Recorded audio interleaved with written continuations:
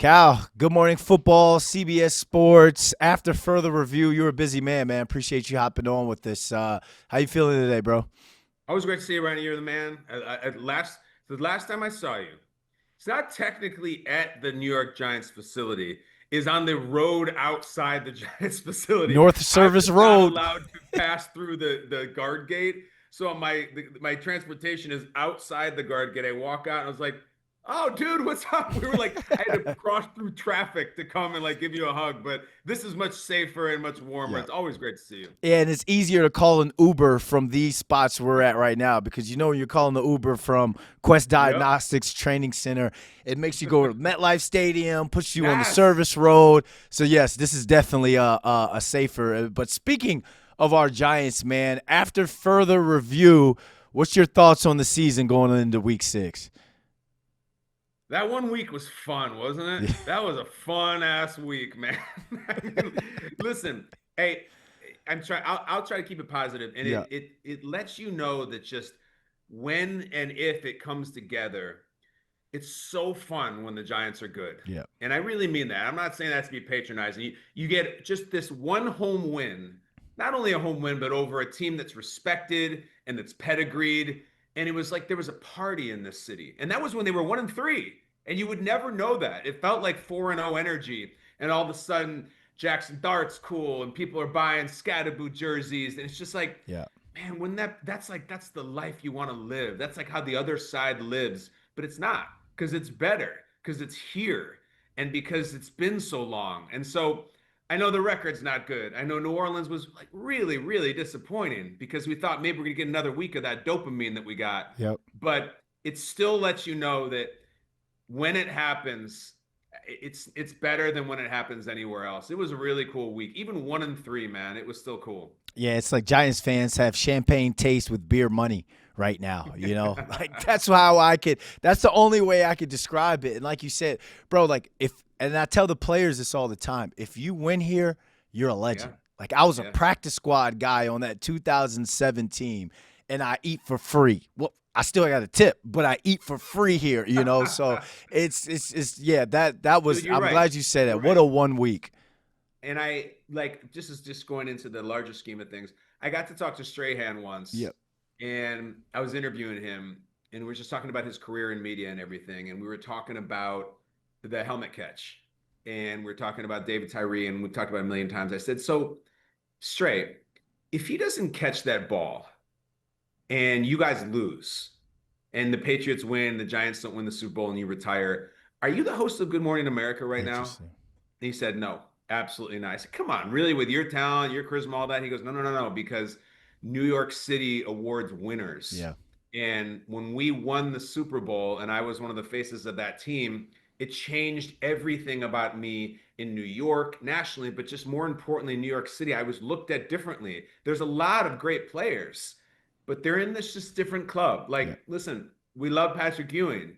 He is not in that same club as Strahan or Jeter or what have you. And when Strahan got into the club, I'll never forget that. He said, they don't catch that ball, David Tyree. It's from Eli. I'm not doing the jobs I'm Yeah. doing right now. And I believed him. And we love Aaron Judge, but until he wins a You're World right, dude. Series, he You're right. can't get Good Morning America if he chooses to get into the TV space after this. We talked about Eli Manning and what he's been able to do off the field because of his 2 Super Bowl rings. Let's talk about the new Ole Miss quarterback that's now the QB1 for the Giants. Jaxson Dart, man, what has been your – I know it's been a small sample size, 2 games, but what kind of stands out to you about Jaxson Dart and his game and his moxie? He's cool, man. He's cool. And I really mean that. And not as a throwaway comment. It's not just that the Giants haven't been successful in a while. They just haven't been very cool. Like there's just not much buzz. Even, sometimes teams lose, but there's something going on there. There's something percolating. You can see, all right, I give it some time, we'll see. It's just been really flat. So to have someone who was fresh and charismatic and young, and he's got this whole moxie to it. He's like the 6-7 generation of my son is like, oh, Jaxson Dart's cool. And this is how I always sum it up. So, dude, I live in the suburbs. I live in Westchester County in the suburbs. I live in the middle of Giants country. That is like those are Giants fans, so many of them native, so many of them born and raised Giants fans, whether they had Eli jerseys, if they're older, they had Phil Simms jerseys. I go to pick up my son from school often. My son's in sixth grade in the middle of Giants country. And that bell rings and those doors open, and I see 500 different sixth grade boys run out, sixth grade girls, everything. And I see jerseys all across my field of vision. I see Lamar Jackson jerseys, Josh Allen jerseys, Patrick Mahomes jerseys. I see Jaden Daniels jerseys. I see Jalen Hurts jerseys. Yep. These are NFC East quarterbacks. I don't see Giants jerseys. I just don't see them. And when you do, you're like, oh, there's a Giants jersey. Oh, no, wait, that's a Saquon jersey. That doesn't really count. You don't see them. Yep. And I have to tell you, for the first time, I coached sixth graders in football too. And for the first time, it was last week, one of them, they're chatting before practice and stuff. They were throwing the ball and they mentioned Jaxson Dart. And they're like, he's got swag, he's cool, he wears necklaces and they play while he plays. And you could see them buying a Jaxson Dart jersey. So in the currency of young fans and young Giants fans, he got their attention already, and that means a lot. And I want to see some Giants jerseys run out of that school one of these days. And on top of that, you look at the rookie class, you got a guy like Cam Scottaboo, you got Abdul Carter. Yeah. Looking at it, would you say that the future of the Giants, of Giants football, is in the right hands with this big three? I hope so. And I'll tell you another story. Over this past summer, my wife and I went to Citi Field, and we went to go see Post Malone. Post Malone's playing Citi Field, and he's got Jelly Roll opening. Great summer night, like clear night. Everybody's there. Place is packed. We get to Citi Field. We go up. We got our tickets. We go through the turnstile. As we pass through the turnstile, the first person I physically bump into is this guy with this shiny bald head, and it's Brian Dable. And I was like, Coach, what the heck? Are you a fan of Post Malone? He's like, yeah, I love Post Malone, but I really love Jelly. And so he's there with his family. He's having this great night, and I got to talking with him just a little bit, just chit chatting before the concert. This is months ago. I think they had only had like rookie mini camp, and I was like, so how you feeling, man? How are things? And he was just gushing about Dart. And he's like, because he knows me, I love running backs and I do all the angry runs. He's like, Yep. oh man, wait till you see Scattaboo, man. Wait till you see this guy. And he was so excited about Dart and Scattaboo, which candidly, I thought was a little interesting during the Russell Wilson early phase, where I'm like, I know that Dable loves Jackson. Let's get him in there. Dable picked Jackson. Sure enough, he did. But when I bumped into him, his whole body language changed. His whole face changed the second he said Jaxson Dart's name. So to answer your question by means of Jelly Roll and Post Malone, I am excited about the future, and I think it is in good hands. I hope those hands are Brian Dable's, and I hope they get some wins this year and help him build something because he handpicked him, and I hope he can grow with him. Yeah, we saw the video after Jackson scored, hit that opening touchdown on that Yeah, drive against the yeah, Chargers. Brian Dable goes, he's ecstatic. He's, oh, that's our effing guy. And then if you go yeah. back to, I believe, to the draft night when Joe Shane traded up and got him, he called Joe Shane Joseph. That's the way to do it, Joseph, and that's how you get your guy. When people call you by your government, that means that you're either in trouble or Yep. you did something really well.